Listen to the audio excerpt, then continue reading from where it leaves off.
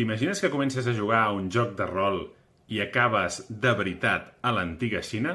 Això és el que li passa al protagonista de Guardians of the Dafeng, una història protagonitzada per Wang Hedi, també conegut com Dylan Wang, que és una de les cares del moment.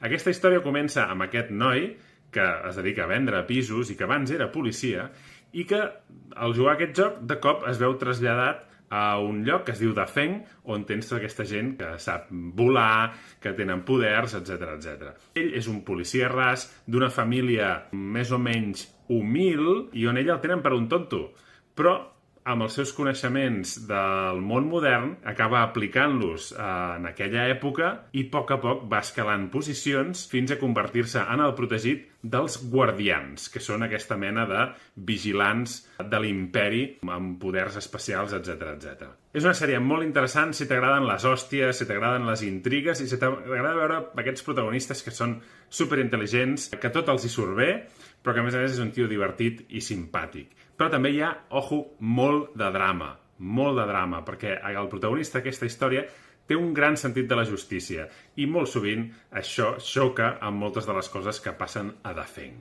I és que una cosa molt interessant de Guardians of the Dafeng és tota la defensa que fa del poble. I és que hi ha molta crítica al poder, sobretot al poder imperial i a la corrupció que hi ha al govern. El drama Guardians of the Dafeng va tenir un èxit espectacular a la Xina. El més vist a la franja horària de nit a la televisió, a tots els canals terrestres de televisió de la Xina durant 26 dies consecutius. I a més va ocupar el primer lloc en els rànquings de popularitat de transmissió general de la Xina durant més de 16 dies. És a dir, és una sèrie que ho va petar moltíssim a la Xina i que després ja ha viatjat a Singapur, a Taiwan, a Estats Units i altres països. 好消息，好消息！大凤打更人腾讯站内预约人数破200万！噔噔噔噔噔噔噔。